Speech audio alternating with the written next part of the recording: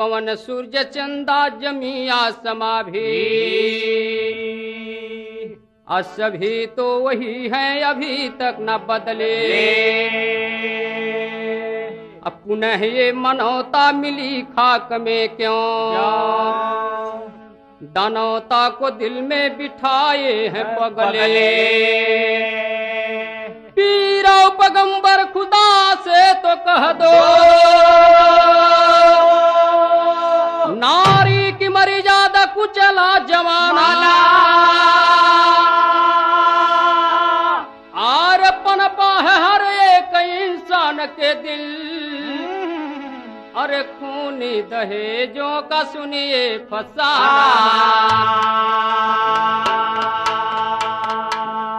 ए भैया, अरे दहेज किस चरम सीमा पर पहुंच चुका है।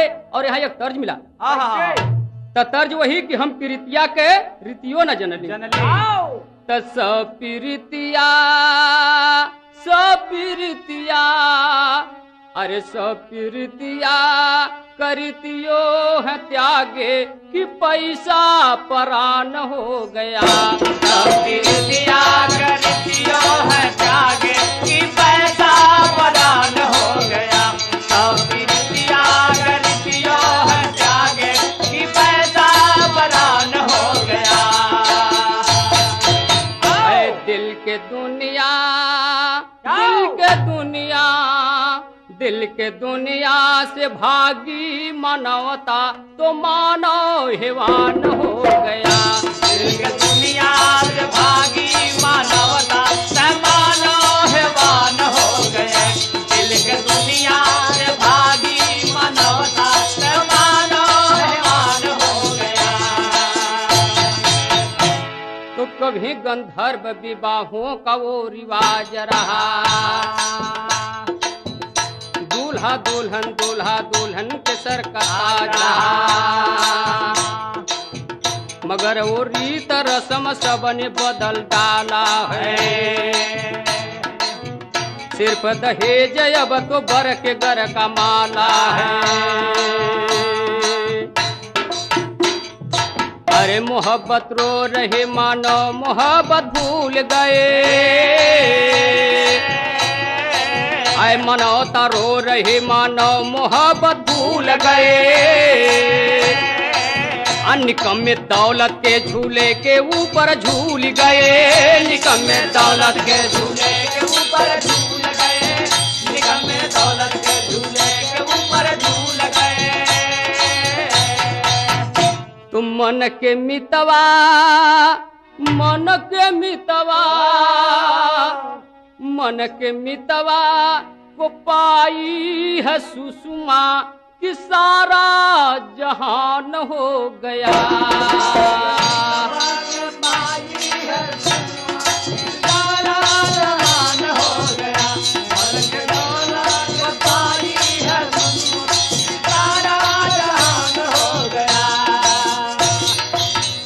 ए भैया, अरे प्रांत हिमाचल में शंकर और सुषमा की शादी होती है, लेकिन कैसे कैसे?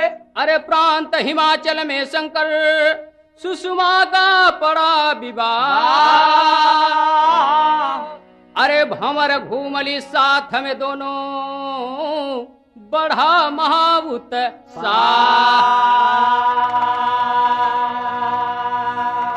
ए भैया, जब शंकर की शादी सुषमा के साथ होता है और शंकर जब बारात लेके आता है दोस्तों, तो खिचड़ी खाने के लिए जाता है। जब खिचड़ी खाने के लिए जाता है तो अपने ससुर से कहता है कि जब तक हमें मोटरसाइकिल नहीं मिलेगी तब तक हम खाना नहीं खाएंगे। तो भैया, बुढ़ा बाप गरीब रो रो के कहे, आ तर्ज मिलली है। अरे काव दे बबुआ, अरे काव दे बबुआ, गरीबिया के पाय के काव दे बबुआ। गरीबिया के पाय के काव दे बबुआ। गरीबिया के पाय के काव दे बबुआ।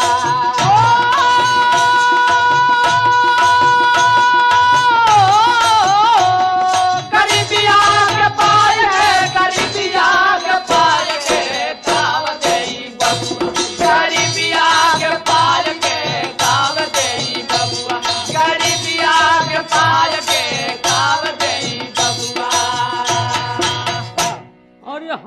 जोड़ी बचवा। कहा, हे बच्चा, हाथ जोड़ रहा हूं कि आप जो है आज मान जाइए। तो हाथ जोड़ी बचवा बचाइला पगड़िया, हाथ जोड़ी बचवा बचाइला पगड़िया, हाथ जोड़ी बचवा बचाइला पगड़िया हो।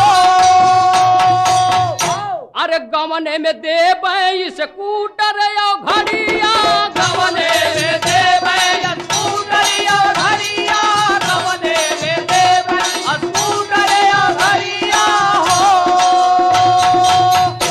अरे माना नहीं दुल्हा घर आया ऋषि आई के काव दे बबुआ, गरीबिया के पाई के काव दे बबुआ, गरीबिया के पाल के काव दे बबुआ, गरीबिया के पाल के काव दे बबुआ।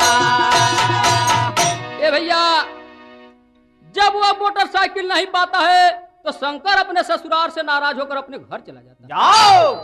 तो यहाँ क्या विपत पड़ती है? तो दो लाइन विदेशिया से मिले। कैसे? अरे बरस एक बीता माई बाबू स्वर्ग बासी भइले, अरे ससुरे से आइल ना नादान हो। अरे सुषमा बेचारी 10 वर्ष की किशोरी बची, अरे विधि के विधानावा महान हो। अब इधर सुषमा कहती है, और जब माता पिता उसके मर जाते हैं तो करती क्या है? क्या? यहाँ पर गजल तर्ज मिला थोड़ा सा, एक लाइन। अरे मेरे माता पिता क्यों जुदा हो गए, मेरे माता पिता क्यों जुदा हो गए, मेरे माता पिता क्यों जुदा हो गए। तो क्या खुदा थे तुम्हारे हमारे नहीं, मेरे माता पिता क्यों जुदा हो गए, मेरे माता पिता क्यों जुदा हो गए। तो हो गए अपने बुरे दिन दिखाए मुझे, तुझको मंजूर था मैं सितम को सहूं। कहती है, अरे उस खुदा से कहो कि मुझे ले चले, उस खुदा से कहो कि मुझे ले चले, उस खुदा से कहो कि मुझे ले चले। तो गुल चमन के बहारे हमारे नहीं, खुदा से कहो कि मुझे ले चले, उस खुदा से कहो कि मुझे ले चले। ए भैया, अरे विपदा को झेलती है सुषमा। तो यहाँ एक तर्ज मिला, आ तर्ज जो है मिली नदिया के पार से वाह, कौनी दिशा में लेके चला रे बेटे। गाना आए अरे विपदा की मारी बारी बनी रे बवारिया, विपदा के मारी बारी बनी रे बावरिया, विपदा के मारी बारी बनी रे बावरिया हो। तू पापी पेटवा हेवान हमें किया परेशान, बाबू दोवाने विपदा की मारी बारी बनी रे बावरिया, विपदा की मारी बारी बनी हो बावरिया हो। कहे घूम घूम के अरे माता पिता ने मोर त्यागे हो शरीरिया, माता पिता ने मोर त्यागे हो शरीरिया, माता पिता ने मोर त्यागे हो शरीरिया हो। आए धरा के इंसान बनो मेरे भगवान, बाबू दोवाने, अरे दोवाने माता पिता ने मोर शरीरिया, माता पिता ने मोर त्यागे हो शरीरिया हो। तो घूम घूम मांगे भिक्षा बेचारी, उससे चलाती पेट हो, उससे मिली एक दिन बूढ़ी बेचा, भइली अचानक भेंट हो। लालच दिखाई साथ ले आई, भोजन मिला सबसे हो। कोठवा पे भैली 14 साल की उमरिया, कोठवा पे भैली 14 साल की उमरिया, कोठवा पे भैली 14 साल की उमरिया हो। तो सिर्फ करती नाच गान, अलेती आशिकों का जान, बाबू दोआने दोआने। कोठवा पे भैली 14 साल की उमरिया, कोठवा पे भैली 14 साल की उमरिया हो। ए भैया, नाच गान सीखती जाके वेश्यालय में और 14 साल का उम्र प्राप्त करती। तो वहां होता क्या, यहाँ एक बड़ा मार्मिक तर्ज मिला। आज तर्ज हुआ, अरे पयलिया जाओ, अब पयलिया बाजल रोज कोठे पे, पयलिया बाजेल रोज कोठे पे, पयलिया बाजेल रोज कोठे पे। अरे पयलिया बाजल रोज कोठे पे, तो कमरिया जाओ, अकमरिया जाओ, अकमरिया लचकेले रोज कोठे पे, कमरिया लचकेले रोज कोठे पे, कमरिया लचकेले रोज कोठे पे। तो हाथ में मेहंदी पाँव में हावर, अरे लाली लोसी ओठे पे, पयलिया पयलिया पयलिया बाजेले राज कोठे पे, पयलिया बाजेले राज कोठे पे, पयलिया बाजेले राज कोठे पे।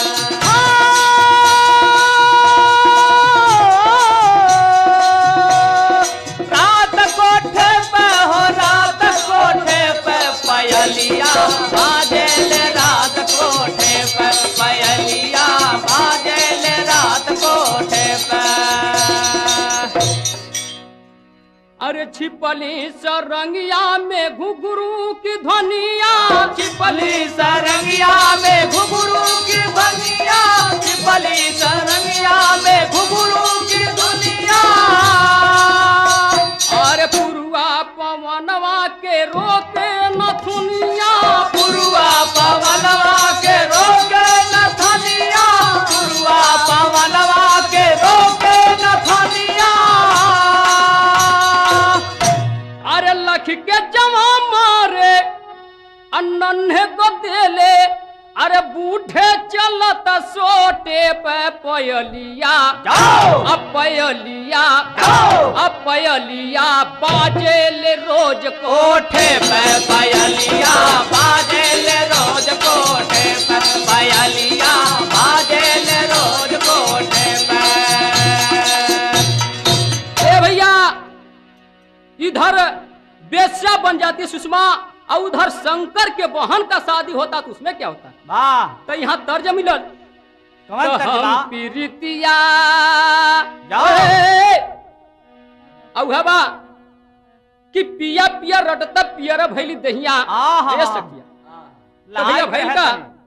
अरे शंकर की बहन अपरिस माधुरी की सदिया ए मितवा तवा। अरे मितवा अरे आया मोहन ले के बारात अघात हुई भारी ए मितवा अरे आया मोहन ले के बारात अघात भई भारी ए मितवा। अरे आया मोहन ले के बारात अघात भई भारी ए मितवा। ए भैया शंकर की बहन से शादी करने के लिए मोहन अपनी बारात लेकर आता है तो वहां क्या होता है? अरे सुषमा का नाम मीना बेट गंपड़ा नामी अरे आया था बारात संग साज लेके कामी अपने बारात में वही बेस्या ले आया था जो उसकी सुषमा और रथ थी शंकर की। वाह। अरे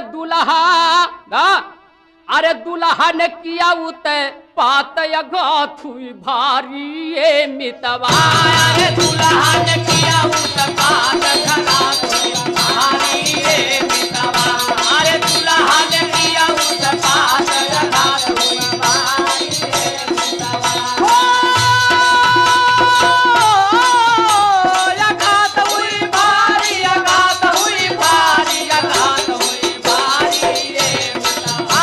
अरे दुल्हा ने किया उत्पात अघात हुई भारी ए मितवा। अरे दुल्हा ने किया उत्पात अघात हुई भारी ए मितवा। ए भैया अरे ये दुल्हा मांगता है और अपनी फरमाइश रखता है। क्या रखता है? या तर जाया वाह। तर जाइल गुनवा गिर गिर गिर जाला ना। अरे हम ना जैबना रे जवाना अरे हम ना जैबना ना हो जवानवा हम ना जइबना।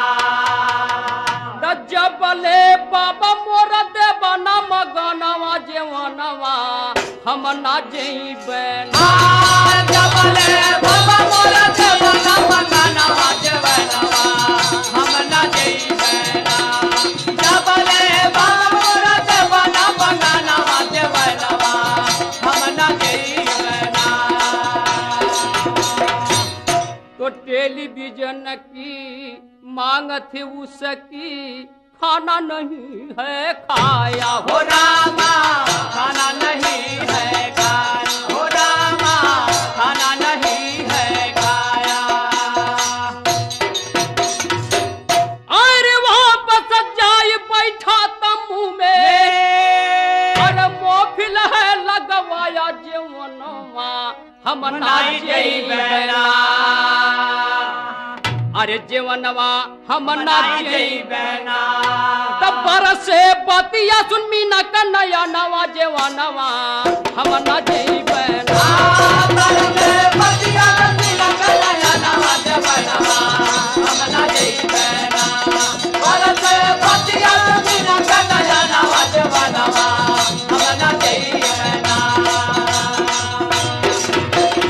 ए भैया अरे वही शंकर की औरत जो सुषमा थी इधर मीना बेगम के नाम से प्रसिद्ध होती है। जाओ।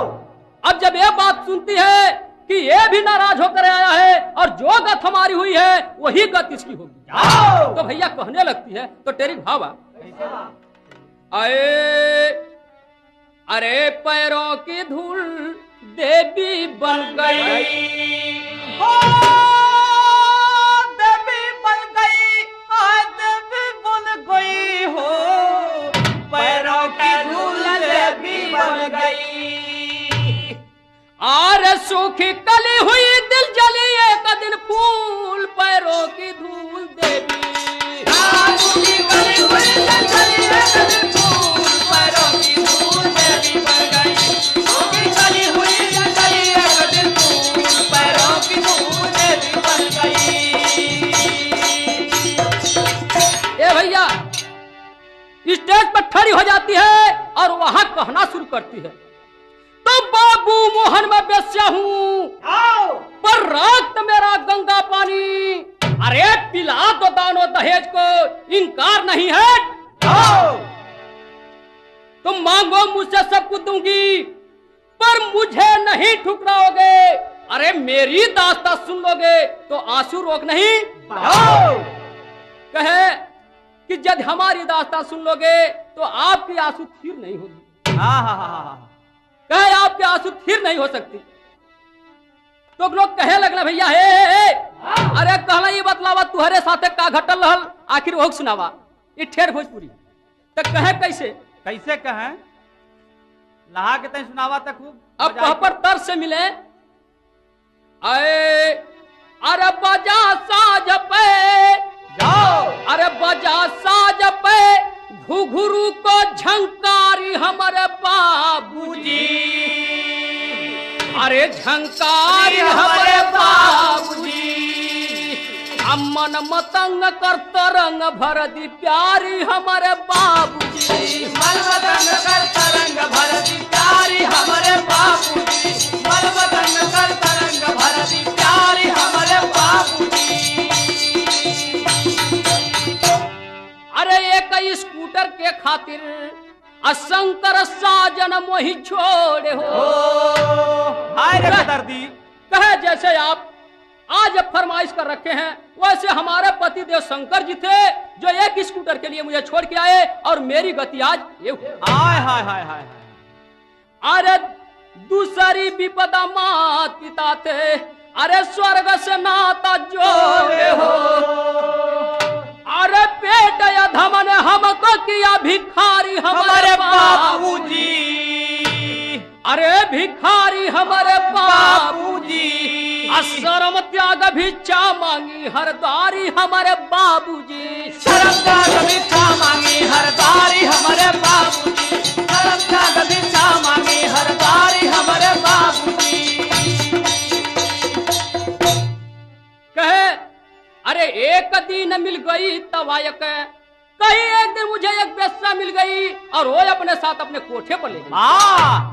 अरे एक दिन मिल गई तवायक, अरे कोठे ऊपर लाई हो। नथनी उतर गई शुभ दिन को, नित्य गान सिखलाई हो। अरे तन मन धन कोठवा पर गईली हारी हमारे बाबूजी।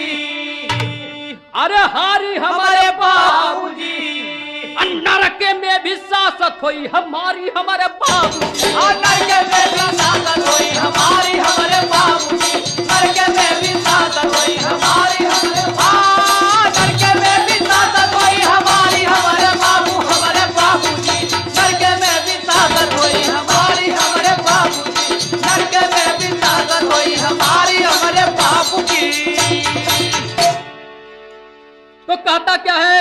अरे कहते कि मुझे भी नरक में ठिकाना नहीं लगेगा, जो गत हमारी हो चुकी है। इतनी बात जब सुषमा का शंकर सुनता है तो उसको अपनी बीती हुई बातों का याद आ जाता है। तो आला भाव से मिले।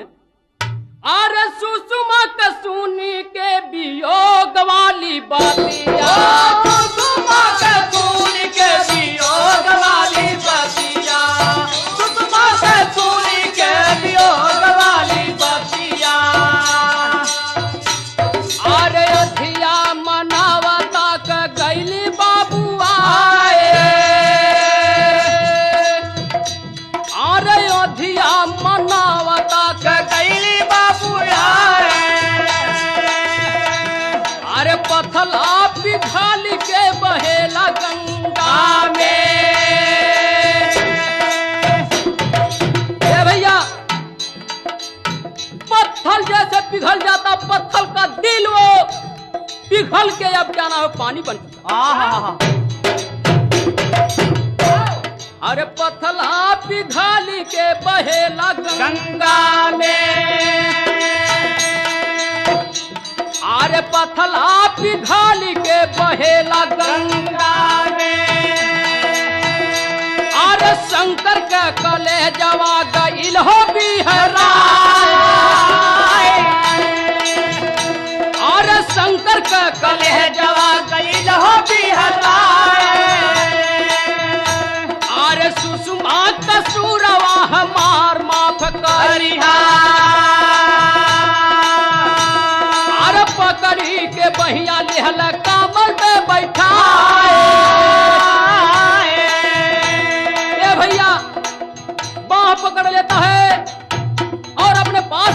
है, कहता सुषमा हमसे कुछ कसूर हो गया था और उसे तुम माफ कर दो। अरे पकड़ी के बहिया लेहल बगल बैठा, ओ पकड़ी के बहिया लेहल बगल बैठा, अरे वो हमारा मोहन बिन दहेज का दुल्हनिया।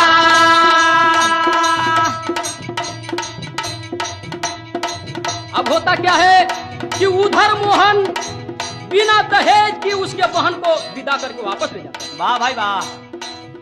अरे वो हमारा मोहन बिन दहेज का दुल्हनिया, अरे ले के चला है बाबू विधवा कर रहा है, अरे ले के चला है बाबू विधवा कर रहा हो। अरे यह हमारा बोली सुषमा शंकर के समान,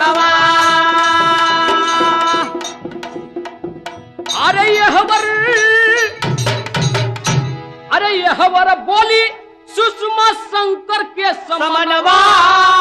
अरे हमारो धर्मवा गइल बा नशा, हमारो धर्मवा गइल बा नशा, हमारो धर्मवा गइल बा नशा, अरे हमारो धर्मवा गइल बा नशा, हमारो धर्मवा गइल बा नशा, बाबू हमारो धर्मवा गइल बा नशा, अरे हमारो धर्मवा गइल बा नशा।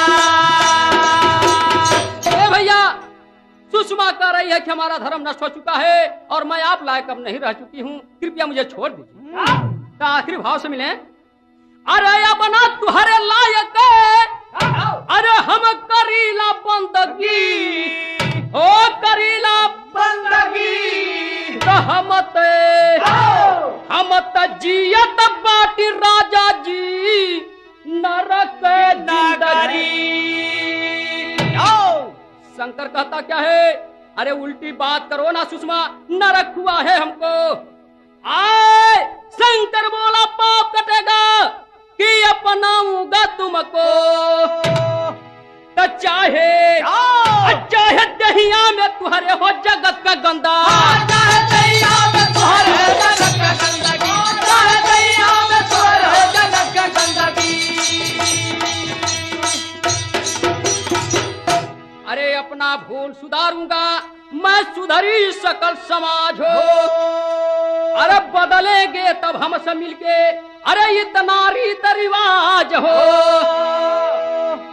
अरे अपना राखा गोरी मनवा में तनिक भर रंजगी, तो स्वामी गुरु बिहारी रमन रुतबा किए बुलंद, कभी हीरा को राम वृक्ष का अरे गाना सदा पसंद हो।